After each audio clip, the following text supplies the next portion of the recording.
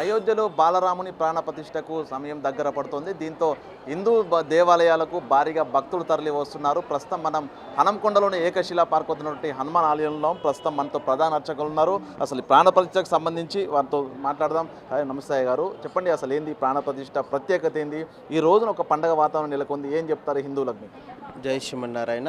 ఈరోజు మనం ఎప్పటి నుంచో ఎదురు చూస్తున్న అయోధ్యలో రామ మందిరాన్ని ఈరోజు మనకు ప్రతిష్టాపన జరుగుతుంది. కాబట్టి మనకు అన్ని ఆలయాల్లో కూడా వైభవంగా ఎక్కడెక్కడున్న భక్తులు, ఇన్ని రోజుల సంది రాని భక్తులు ఉదయం 6 గంటల నుంచే తండోపలుగా చక్కగా ఇల్లు మంచి అలుక్కొని ముగ్గులు పెట్టుకొని దీపారాధన చేసుకొని దేవాలయాలకు వచ్చేసి ఆ అక్షతలు మనం నిన్నటి దాకా అందరి గడపకు పోయి పంచారు.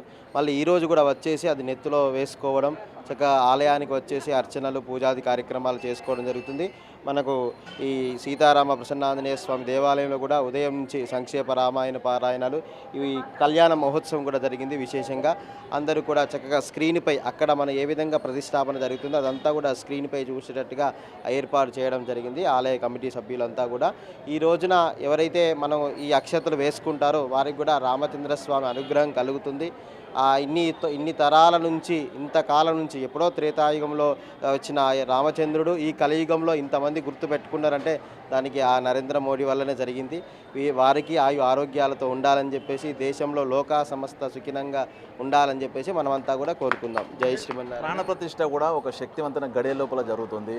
గుడికి రాని వాళ్ళు కావచ్చు, కొంతమంది అంగవైకల్యం ఉండు, అనారోగ్యాన్ని ఇంట్లో ఉన్నారు, వారిని ఈ యొక్క ప్రాంత పరిశ్రమ చూడడానికి, దాని యొక్క శక్తి వారికి రావడానికి వాళ్ళకి ఏం చెప్తారు? వారికి ఇప్పుడు మనం ప్రతి ఇంటికి అక్షంతలు పంపించాం. ఆ అక్షంతలు అందుతాయి. ఒకవేళ అక్షంతలు అందకుండా ఈ లోకంలో ఎవరైతే ఉంటారో, ఇప్పుడు త్రేతాయుగంలో రామచంద్రుడి కాలంలో ప్రజలందరికీ ఏ విధంగా ఆశీర్వచనం వచ్చిందో ఈ లోకంలో ఉన్న వాళ్ళందరికీ కూడా స్వామివారి అనుగ్రహం తప్పకుండా కలుగుతుంది. ఈ మధ్యాహ్న సమయంలో అభిజిత్ లగ్నంలో ప్రతిష్టాపన జరుగుతుంది. ఆ అభిజిత్ లగ్నంలో ఈ రోజున ఎవరైతే ఉన్నారో వాళ్ళందరికీ కూడా చక్కగా లోకంలో అందరికీ తప్పకుండా రామచంద్ర స్వామిని అనుగ్రహం కలుగుతుంది. ఎవరు వచ్చినా రాకున్నా, ఇప్పుడు అందరం అయోధ్యలకు వెళ్ళలేం కదా, కాబట్టి ఎక్కడున్నా కూడా రామచంద్ర స్వామి అనుగ్రహం కలుగుతుంది తప్పకుండా. ఇది ప్రాణ ప్రతిష్ఠ సందర్భం. అభిజిత్ లగ్నం లోపల కూడా పూర్తి ఒక శక్తివంతమైన గడియ లోపల రాముని ప్రాణ ప్రతిష్ఠ జరగబోతోంది. ఇక ఈ కార్యాన్ని కళ్ళారా వీక్షించడానికి దేశవ్యాప్తంగా కూడా అన్ని లైవ్ టెలికాస్ట్. దాంతోపాటుగా కూడా ప్రతి ఒక్కరూ తమ అనారోగ్యం కారణంగా రాకపోయినప్పుడు కూడా ఈ యొక్క ప్రాంత ప్రతిష్టకు సంబంధించినటువంటి శక్తి వారికి అందుతుంది అనేటువంటి చెప్తున్నారు. ప్రస్తుతం చెప్పండి, అసలు రాముల వారిని 5 శతాబ్దాలుగా పోరాటం, అయోధ్య రామని నిర్మితమైంది, ఈరోజు ప్రాణప్రతిష్ఠ జరుగుతుంది. హిందువులకి, బంధువులకి ఏం చెప్తారు? శ్రీరామ రక్ష సర్వ జగద్ రక్ష. రామచంద్రస్వామి కేవలం మన భారతీయులైనటువంటి హిందువులకు మాత్రమే కాక ప్రపంచానికంతటికీ కూడా, మానవాళికి అందరికీ కూడా ఆయన యొక్క అనుగ్రహమే రక్ష. నిజంగా ఈరోజు మనందరం చాలా ఆనందించాల్సినటువంటి దివసం.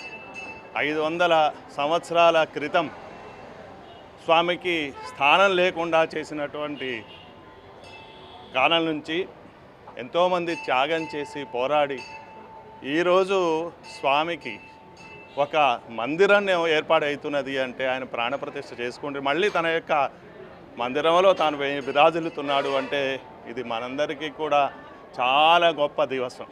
ఇంతకంటే శ్రేష్టమైనటువంటిది, గొప్పదైనటువంటి దివసం మనకి మరొకటి లేనే లేదు. ఆయన యొక్క అనుగ్రహం అందరికి మీద ఉంటుంది. ఎంచ రామో నపశ్చేత్తు అని, రాముణ్ణి ఎవరు చూడకుండా ఉంటారో, రాముని యొక్క దయ ఎవరి మీద లేకుండా ఉంటాడో అలాంటి వాడికి ఆత్మాప్యేవం విగార్హతే అంటారండి. అంటే తన ఆత్మ కూడా తనకు తాను కూడా అచ్చా ఏమి నా బ్రతుకు అనేటువంటి స్థితిలో ఉంటుంది. కనుక ప్రతి వారు రామచంద్ర స్వామిని దర్శించుకోవాల్సింది. రామరాజ్యం రామరాజ్యం రామరాజ్యం అని కోరుకుంటున్నాం కదా మనం అందరం కూడా. కనుక రామయ్య రాజ్యం ప్రశాస్తి, అక్కడ కూడా రామ రామ రామ రామనే అని మనకు రామాయణంలో చెప్తూ ఉన్నారు. రాముని యొక్క పరిపాలనలో ఎక్కడా దుఃఖం అనేటువంటిది లేదు, కరువు కాటకాలు అంటూ లేవు, విధవల యొక్క విధం లేదు, పిల్లలు లేనటువంటి వారు లేరు, కరువు కాటకాలు లేవు. అంతటా కూడా సుభిక్షంగా ఉండి 4 వర్ణాల వాళ్ళు వారి వారి యొక్క ధర్మాలను చక్కగా పాటిస్తూ రామనామ సంకీర్తనంతో కాలాన్ని గడిపినటువంటి వారు. ఎవరికి ఎక్కడా దుఃఖం అంటూ లేదు. ఒకవేళ ఎవరికైనా దుఃఖం జరిగితే కూడా భుషం భవతి దుఃఖిత అంటారు రామచంద్రస్వామి. ఎందుకంటే అయ్యో నా పాలనలో ఒకడు దుఃఖపడ్డాడే అని అసలు దుఃఖం కలిగిన వాడి కంటే కూడా తాను దుఃఖపడేటువంటి స్వభావం కలిగినటువంటి వాడు రామచంద్రస్వామి. అలాంటి రామచంద్రస్వామి యొక్క పరిపూర్ణమైనటువంటి అనుగ్రహం మన మీద ఉండాలి. ఆయన్ని మనం కేవలం అక్కడ అయోధ్యలో ఈరోజు మనం ప్రతిష్ఠ చేసుకుంటున్నాం. అయోధ్యలోనే కాదు, మన హృదయంలో ప్రతిష్ఠ చేసుకోవాలి. ఈ హృదయంలో ప్రతిష్ఠ చేసుకున్నప్పుడు రామచంద్రస్వామి ఎప్పటికీ కూడా మనల్ని చల్లగా కాపాడుతూ ఉంటారు. ఆయన అనుగ్రహం అనేది కేవలం మన యొక్క భారతీయులకు మాత్రమే కాకుండా ప్రపంచంలో ఉండేటువంటి మానవాళ్ళందరికీ, అంతేకాదు ప్రాణులన్నిటికీ కూడా ఆయన యొక్క దయ కలిగి ఉండి ఆయన యొక్క అనుగ్రహం కలిగి సుభిక్షంగా క్షేమంగా ఉండాలి అని ప్రార్థన చేస్తున్నాం.